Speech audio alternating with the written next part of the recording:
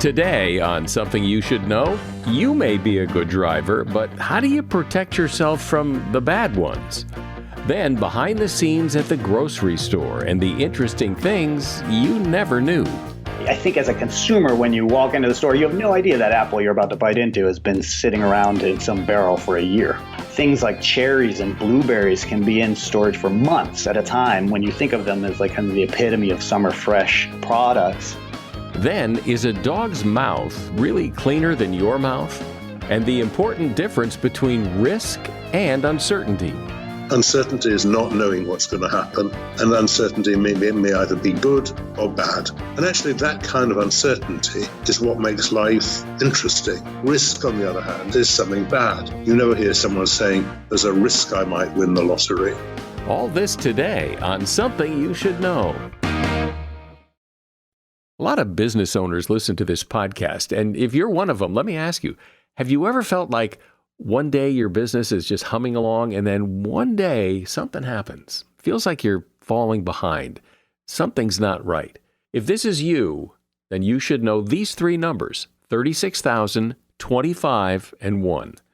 36,000, because that's the number of businesses which have upgraded to NetSuite by Oracle. NetSuite is the #1 cloud financial system, streamlining accounting, financial management, inventory, HR, and more. 25, because NetSuite turns 25 this year. 25 years of helping businesses do more with less, close their books in days, not weeks, and drive down costs. And 1, because your business is one of a kind. So you get a customized solution for all your KPIs, your key performance indicators, in one efficient system with one source of truth. Manage risk, get reliable forecasts, and improve margins. Everything you need all in one place. That's the magic of NetSuite. When you have all the data in one place, you have the power to make better decisions. And NetSuite has an offer to make this possible for your business. Right now, download NetSuite's popular KPI checklist designed to give you consistently excellent performance absolutely free at netsuite.com/SYSK. That's netsuite.com/SYSK to get your own KPI checklist. That's netsuite.com/SYSK. Something you should know. Fascinating intel, the world's top experts, and practical advice you can use in your life. Today, Something You Should Know with Mike Carruthers. Hi, welcome to Something You Should Know. You know, I like to drive. I've always liked to drive, and I think I'm a pretty good driver. It's the bad drivers that worry me, because bad drivers, well, they cause accidents and they hurt good drivers. Research was done to discover how good drivers end up in serious accidents. And here's what they found. The most common way that good drivers get killed is in head-on crashes on straight roads during daylight hours and with good weather. A distracted driver coming the other way swerves over and crash.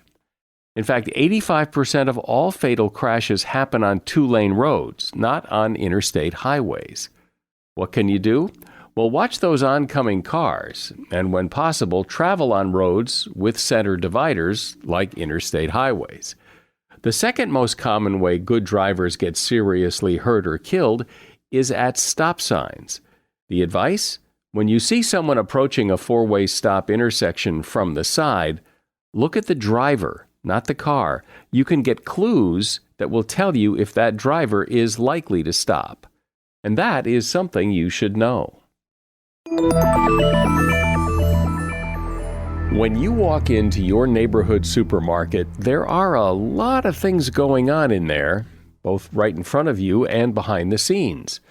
I mean, where does all that food come from? How long did it take to get that produce from the farm to your store shelf? Why is the store laid out the way it is? And how exactly does the store make money? And then there is Trader Joe's. It's not exactly a supermarket, but it's a very successful grocery store, and customers of Trader Joe's really love that store. Why? Well, as someone who actually enjoys food shopping, I'm happy to get some of these issues out on the table with Benjamin Lohr. Benjamin took a really close look into the world of groceries and discovered a lot of amazing things. He's author of the book, The Secret Life of Groceries. Hi, Benjamin. Hey, Michael. Well, thanks for having me. So the supermarket itself is a relatively new thing, right? And was pretty revolutionary when it first arrived compared to the old corner grocery store. Well, the grocery store, going back to like the corner store, it existed in one form or another, like as a general store, going back quite some time. But that was the general store implies something where you would get much more than food. You get boots there. You get specialized mostly in dry goods. There'd be barrels of fruit that people would chisel out. And it was not what we think of as a grocery store. It was not even close to what we think of as a supermarket. That really came around in around 1914 when Clarence Saunders decided he would let customers touch the goods for the first time. The general store operated with a clerk behind a counter who would hand you everything. And this didn't matter because everything was generic at that time. There weren't really individuated products. There weren't brands. So it didn't matter what you asked for something and the clerk would hand you. But Clarence Saunders, founder of the Piggly Wiggly, noticed that branded products were becoming a thing. Packaging had taken kind of big leaps and bounds with the Civil War, with the Napoleonic Wars. Canning was a thing. And all of a sudden you had products with individual names and personalities, and people just wanted to reach their hands out and touch them. And so he redesigned the store, a single path through the store that would push you in front of all these objects. And that became the model for the grocery store of today, where people could touch the goods and they'd empty out at a checkout register. Completely different from what had existed before. And then a guy named Michael Cullen comes along about 15 years later in 1930, and he basically just supersizes this, like the most American thing you can imagine. He just says, what we need to do is add more of everything, more size, more products. And by doing that, we can shrink the margins down and offer food so cheap, people are going to lose their minds. To announce his first store, it was King Cullen. He just took out advertisements where he listed prices up and down the face of the newspaper, and people lost their minds. They drove from miles away to come to his stores. It was like circus-like atmosphere because they'd never seen prices this low, which, there was a variety of reasons, but largely came because he used volume to create low prices. And so that was the beginning of the modern day supermarket. And has it changed much since then, other than just getting probably a lot bigger? Yeah, I think that the general recipe since then has just been inflate. And so, his stores were like 9,000 square feet, I think. And that reliably increased every decade. And now, of course, we have superstores that are maybe hundreds of thousands of square feet. I'm not completely up to date on what the biggest supermarket is in the world. I should be, but they're enormous. And what's funny is when the shoppers would go into the original King Cullen, you would have news reports of like women feeling faint and dizzy at the size of it. So there's been a lot of talk, and we've talked about it on this program, about, the psychology of the supermarket and how they try to get you to stay in the store for as long as possible, because the longer you stay, the more you'll spend and that kind of thing. When did that all begin? So I'd push back a little bit on that notion. I don't think grocery stores are out to trap customers in there. They're really concerned with getting customers in and out who want it. So there was this idea that, they put the milk in the back of the store, so you'd have to like scour through the store. But that's really changed. And now stores will have like a grab and go section up front where they have the milk for those customers who just want to do a quick shop and come in and out. What I found talking to retail architects who design stores was just how much they're focused on targeting specific types of consumers and building a store that will be a reflection of a place that makes that person comfortable. It was almost the opposite of this kind of trapped, anxious feeling of a supermarket trying to sucker you into buying more than you want. It was a store that was trying to do everything to make you as comfortable as possible, to show off a selection of goods that made you feel at home so you would want to stay there and peruse. But The fact is that usually the milk is in the back. It's on the opposite side from where the fruits and vegetables are. There's some psychology there that's going to keep you in the store and make you walk around. I want you to pay attention to the next store you go into, especially a big suburban one. There will be the milk in the back, and they will try to get you to go there, but there will also be milk offered up front in kind of an open case. The grocery industry is becoming much more responsive to this customer who wants to stop in and make a quick purchase, not like a full laundry list. Is the supermarket business a good business to be in? Do those guys make a lot of money? That is a great question that I don't have an easy answer for.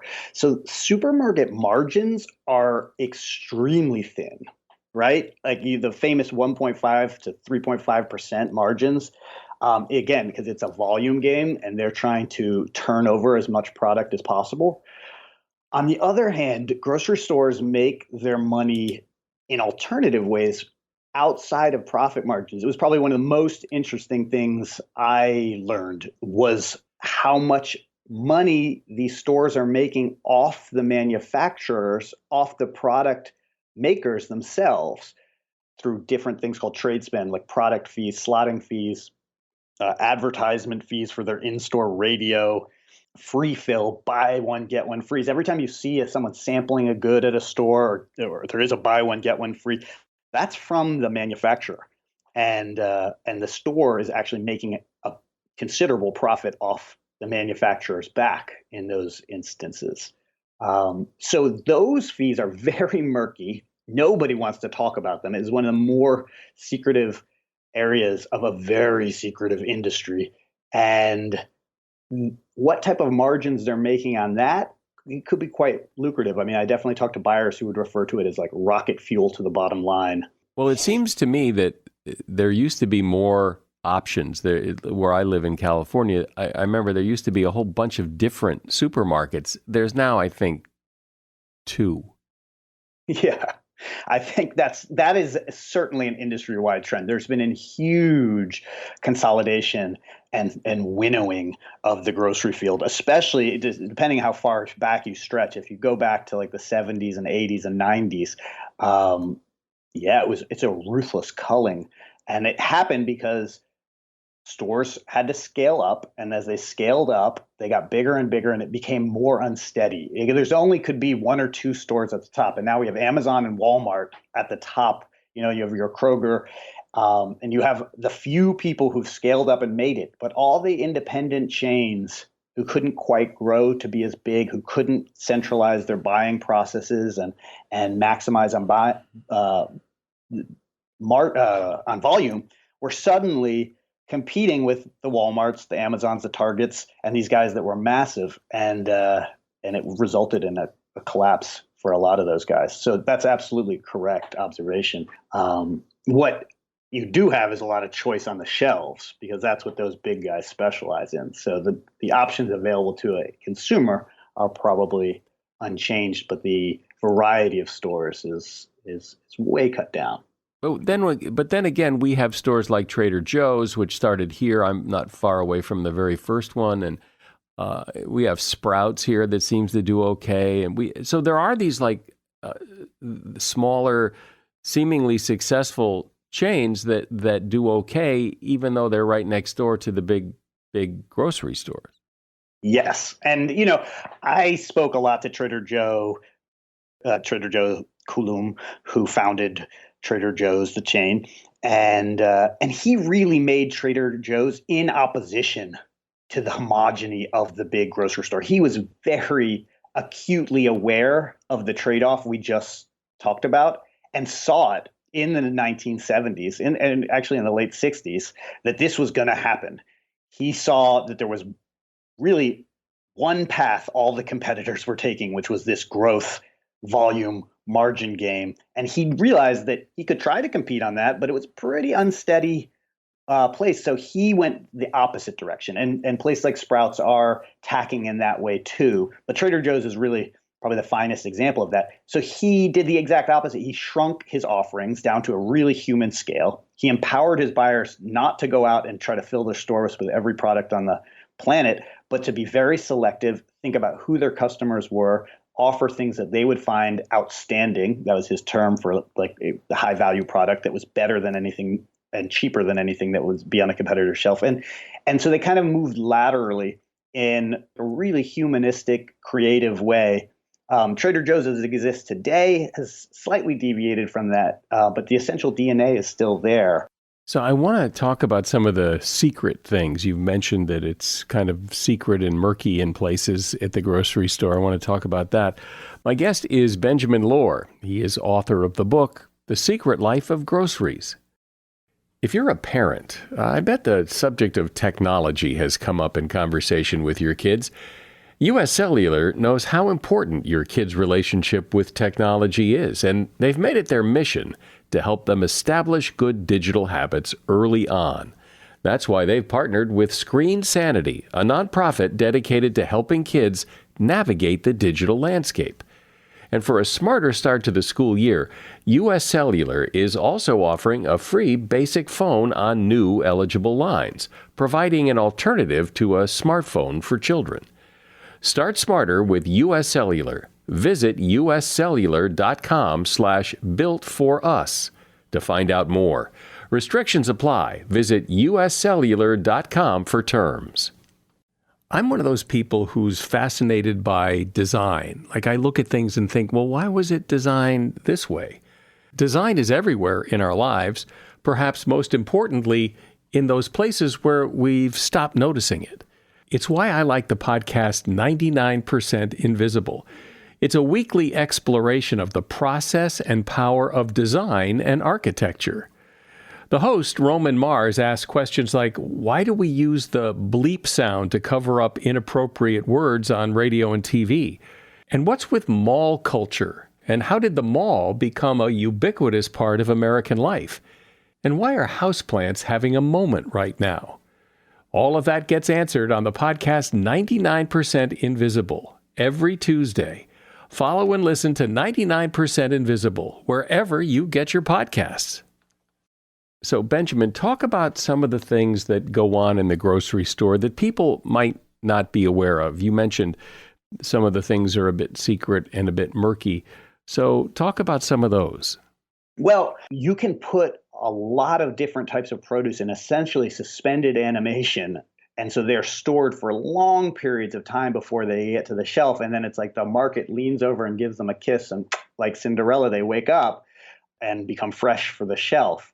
So like apples are stored for over a year before, or right around a year before they hit the shelf.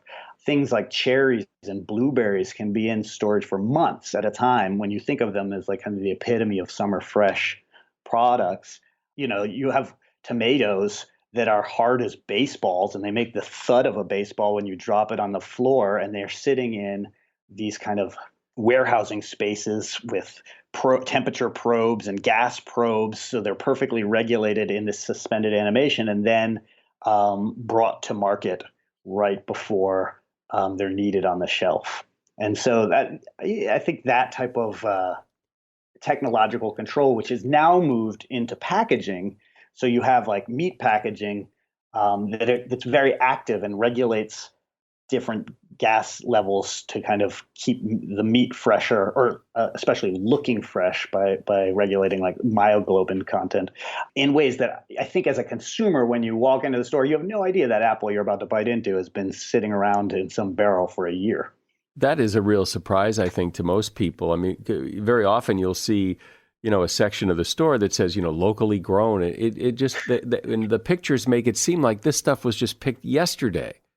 Yeah, and local is a really interesting thing because consumers do care about it and stores recognize they care about it, but nobody's regulating it. So one of the great kind of open secrets about this is not something the industry hides particularly, but the people who are actually making the food are co-packers and manufacturers who they're the ones who are actually buying the ingredients and making these products in their factories. And so they're the ones in charge of sourcing the products. And you have some co-packers and manufacturers who care greatly about local foods. And you have others who don't. But is anyone looking at that? Absolutely not. It's really up to the store itself. And so often when you see a local product, it may mean that the manufacturer is local or that the entrepreneur is local, but it doesn't necessarily mean the ingredients that go into that are local. I mean, sometimes it might, but it's just unregulated. So did you find, because you've said a couple of times, there's very secretive things going on there. Did you uncover them? And if so, what else did you find? I mean, I think the pay-to-play system for getting products on shelf, which I call, I use the term trade spend for it, but it really goes into all the different ways that supermarkets kind of tax or get fees from manufacturers to put their products on shelves, is fascinating, completely under the radar of most people walking down the aisles. You think the store is making their money off of you, when in fact the store is actually out to get you the lowest price possible, and that's a great thing, and we all benefit as consumers. And they're making considerable amount of money, like a landlord renting out space to the manufacturer who is putting the products on the shelf. So I would talk to manufacturers who would say, they were competing ruthlessly against the store itself, not against their competitors. They weren't looking over their shoulders. They were negotiating with the buyer around how much free product they would give them or how much they would pay for a corner of a freezer. And we're talking millions of dollars. So it's big money. And it was completely out of my mind when I go down the aisles. I think, oh, buy one, get one free. Like the store is giving me this, but it's not the store, it's the manufacturer. And I think as a consumer, when you see these up and coming products, you don't realize the struggle that they're going through to get to shelf. So every supermarket, every big chain supermarket has their own brand of just about everything: beans, soup, milk, bread, everything. And they often make it look as if it's very, very similar to the guy next to it on the shelf. Who makes those?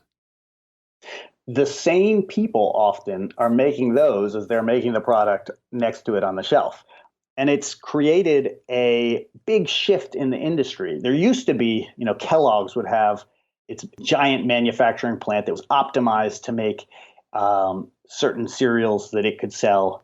But as products have differentiated more and they've become more individual and they're smaller lines, that has been outsourced often to manufacturers. And so those manufacturers have all the capabilities they need to make a huge range of products. And grocers can go to them and ask for them to make a similar but parallel product. And so the very same industrial chefs that are responsible for the branded manufacturer product are making the product right next to it on the shelf in the very same facility. Now, the actual pricing structure of these may be different, and maybe they're buying higher quality things. And there's certainly R&D that goes into the great branded products and trade secrets that allow them to be not identical. But when you're talking about the same food scientist in the same processing facility, things get pretty similar pretty quickly. And it has resulted in a big shift in terms of power away from manufacturers, who used to be kind of the dominant species in the retail landscape, into sellers, grocery stores, retailers, who now wield a lot of that power and can kind of make manufacturers play off each other and reduce price. It does seem there has been less brand loyalty over the years, that people don't have to buy that brand of beans or that brand of pasta. It's kind of like become a little more homogenous.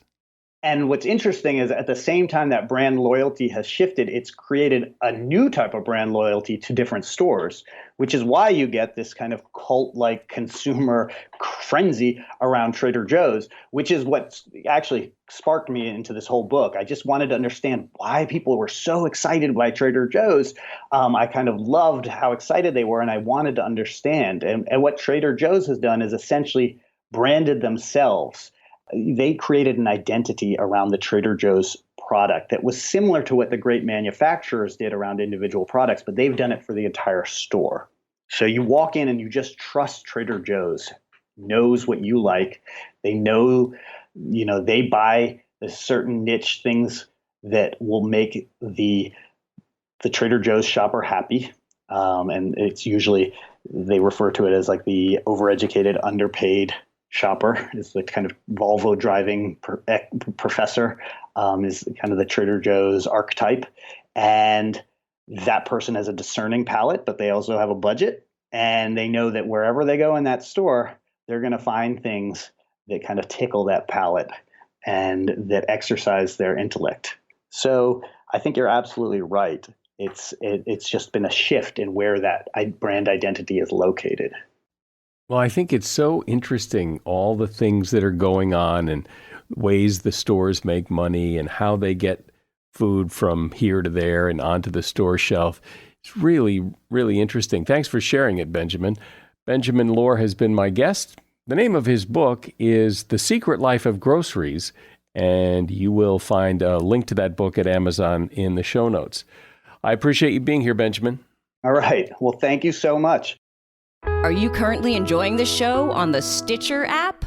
Then you need to know Stitcher is going away on August 29th. Yep, going away, as in kaput, gone, dead. Rest in peace, Stitcher, and thanks for 15 years of service to the podcast community. So switch to another podcast app and follow this show there. Apple, Spotify, or wherever you listen.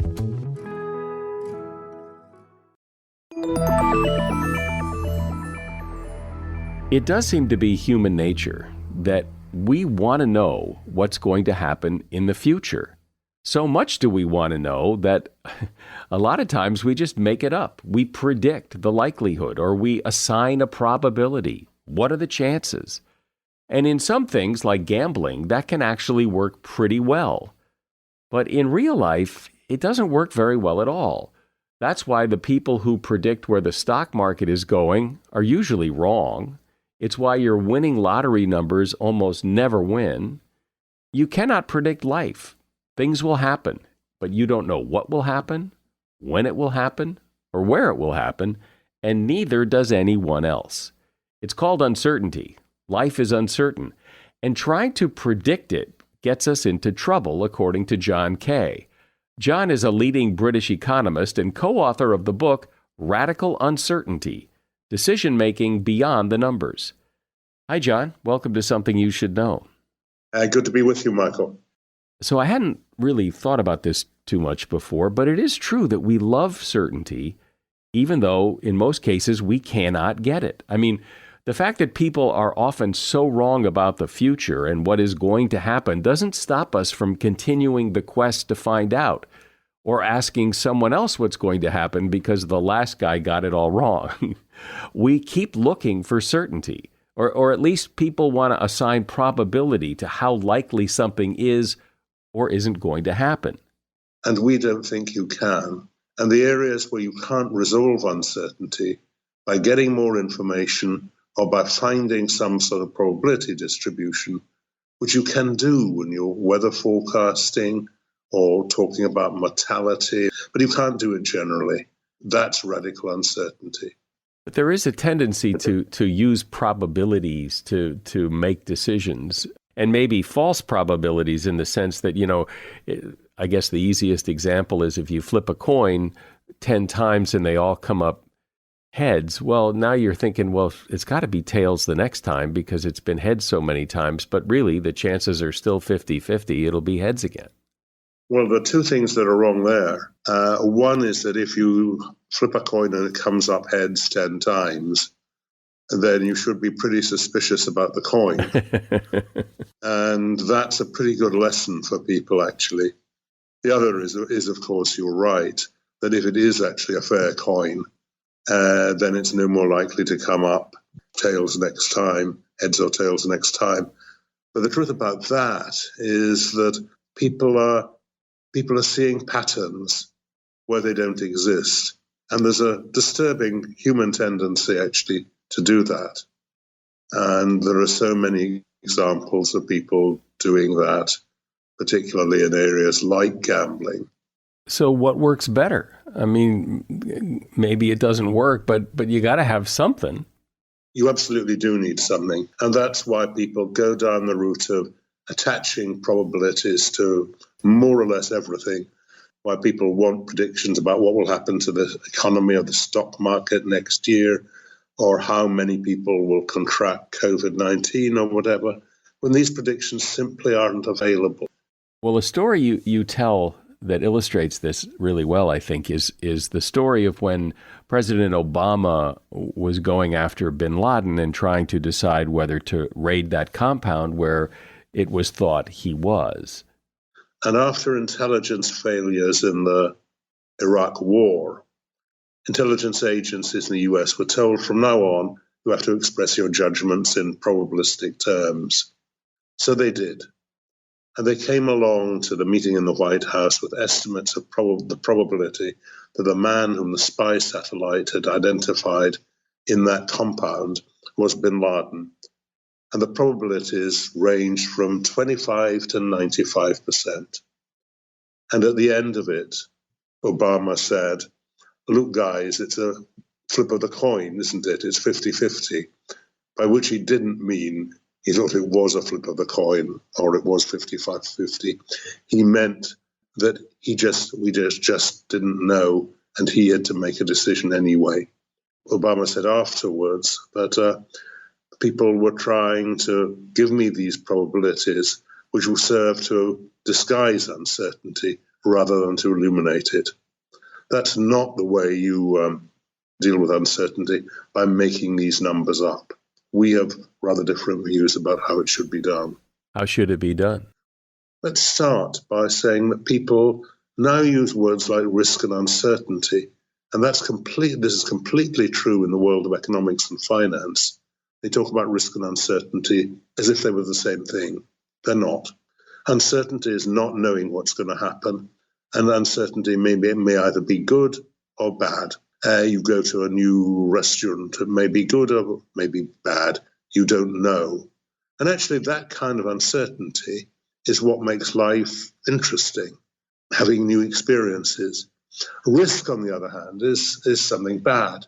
Risk is, you never hear someone saying, there's a risk I might win the lottery, or even there's a risk that I might not win the lottery, because they don't really expect to win the lottery. Risk is what happens when you're derailed in your plans by something you didn't expect. So the way real people think about risk, people who haven't been trained in probability and statistics, people who haven't done economics or statistics 101, the way they think about uncertainty is in terms of stories, not in terms of mathematics. And we describe this as people trying to construct a reference narrative. That's my business strategy. That's my retirement plan. That's my political manifesto. And what I mean by risk then is that this might not actually happen. And that's a good way to do it, or that's not a good way to do it? That's the way people do it, and broadly it's a good way to do it. And the mistake people make is thinking that what I need is a forecast of the future. What I need is to evaluate the probabilities of various contingencies and so on. And then they make up numbers in order to try and solve that. You need to approach these things in much more qualitative ways. Something I found really interesting is that you wrote your book a year before COVID-19 hit, and you, in essence, predicted it a year ahead of time. And you make the case that COVID is an excellent example of radical uncertainty. And so what is it you wrote in your book a year before COVID? That the world will suffer a pandemic from some virus that does not yet exist. We didn't know that we were within a few months of it actually existing, but we were. And that's an event that was likely, but you can't attach a probability to it. You can't predict it. You can't say there's a probability of something or other that virus would break out in Wuhan in December 2019. You can't talk about it in these terms, but you can talk about it as a likely event. And you can ask, do we have strategies that are robust and resilient to something like that happening? And we learned that we didn't. So you more or less predicted that this would happen, but based on what? We didn't predict that this would happen. We said from what we know about the world, this is an event that is likely. That's different from predicting it. We didn't say in 2020 the world economy is going to be thrown into chaos by this virus. We said we know from what we know about pandemics and viruses that this is very likely to happen one day. There are a lot of things that are very likely to happen one day. It was, in fact, the one that affected the global economy this year was this coronavirus. It might, for example, have been a cyber attack, either a malicious cyber attack, or it might have been a cyber attack that resulted from an electromagnetic storm. There was one 150 years ago, just before it mattered. Now, if you had a storm like that, it would break down the global electricity network. And we just have to start thinking about what life would be like if that happened. There are loads of things that are likely in this sense. They're going to happen one day. And what we need to do is to, insofar as we can, try and learn more about when they would occur, what they might do, and build worlds that are robust and resilient against these kind of developments. Okay, well, those are big global things, but how does this relate to individuals' decisions and choices and things like that?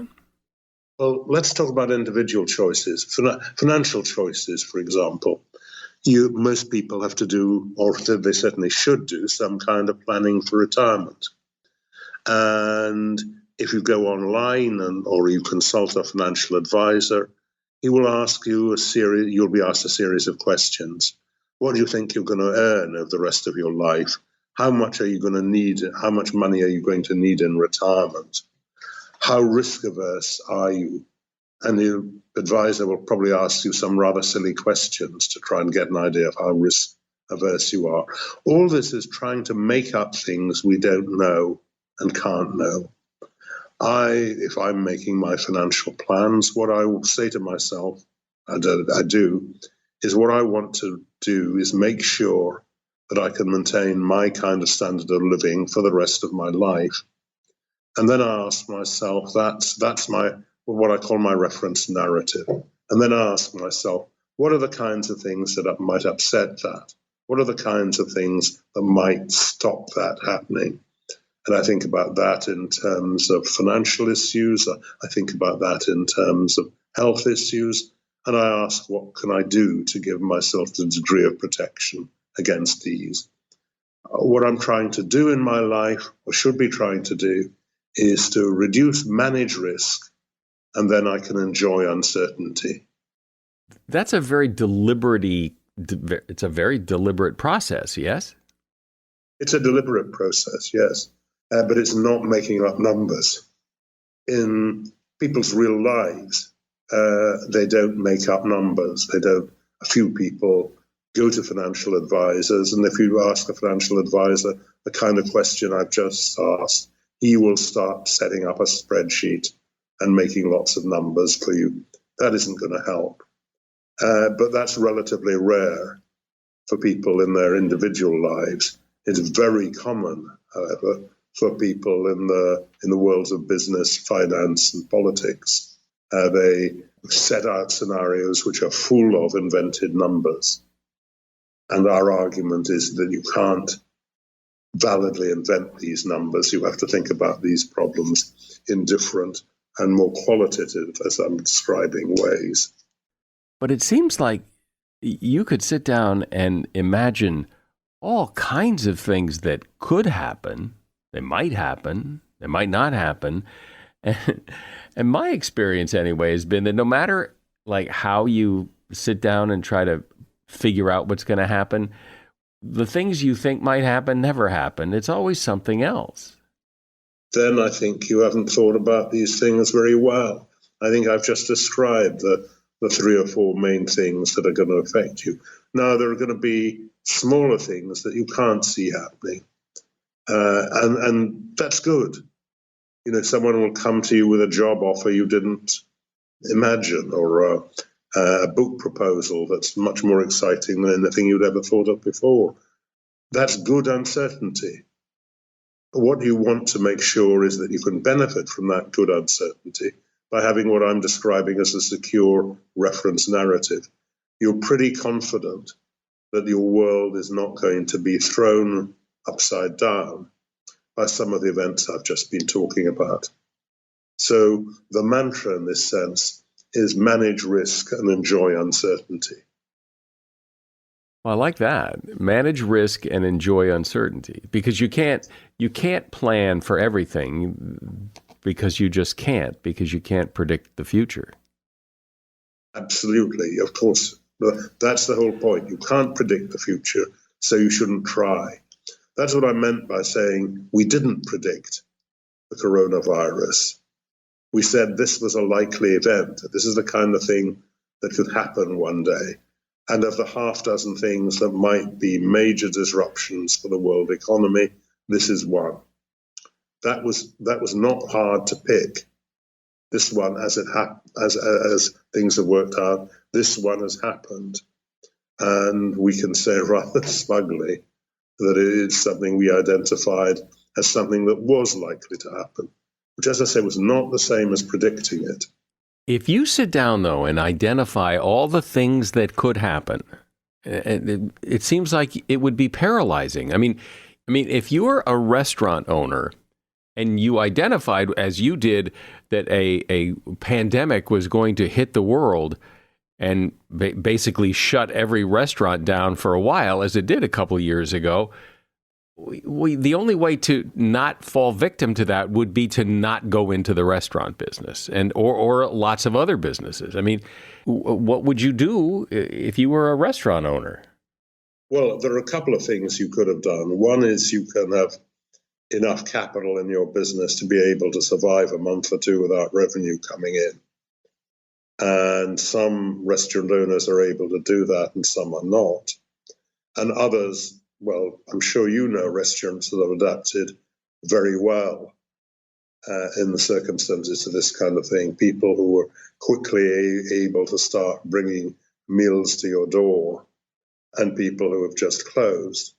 But I agree that if you're a small restaurant business, this kind of thing is probably beyond your capacity to cope. So you've mentioned that we should have a secure reference narrative, but I don't think I really know what that means. And like, how do I do that? Because I sit down and ask myself, what? What do you think your life is going to be like in 5 and 10 years' time? What do you want it to be like in 5 or 10 years' time? If you're doing financial planning, what's going to happen to you in retirement? These are the questions you need to be asking. And when I talk about a reference narrative, I'm just formalizing, in a sense, the process of asking these kind of questions. And then once I have that, once I know where I want to be 5, 10 years from now what do I do? Right. So I'm going to ask next, what can go wrong with that? Now, what you're doing in that process has to be realistic, and it can't be too specific. It's not, I'm going to be the CEO of General Electric in 5 years' time. Firstly, because that's a fantasy, and secondly, because it's too specific. You're asking, what kind of life do I want to be having then? Is it rather like I have now? It depends how old you are. If you're my age, you probably do. If you're much younger, you don't. You want to be moving to something different, something better. And then you ask, how can I achieve that, and what can go wrong with that? Well, it's interesting how there is this attitude, certainly here in the U.S., of, you never know. You got to live your life. You can't always worry about bad things happening. Bad things will happen. But it's almost as if it's just too random to do anything about. You just never know, so don't worry about it. I know a lot of people who think like that. And I suspect rather more people think like that in the US than do in Europe, which is why in Europe people have done rather more to prepare, as it were, social security type safety nets than has happened in the United States. But that's back to this manage risk, enjoy uncertainty point. Well, I do like that advice. Manage risk and enjoy uncertainty. It certainly beats trying to predict the future. And it seems to work pretty well, doesn't it? My guest has been John Kay. He is a leading British economist. And the name of his book is Radical Uncertainty, Decision-Making Beyond the Numbers. And you will find a link to that book in the show notes. I bet you've heard the saying that a dog's mouth is cleaner than a human's mouth. Well, that's just nuts.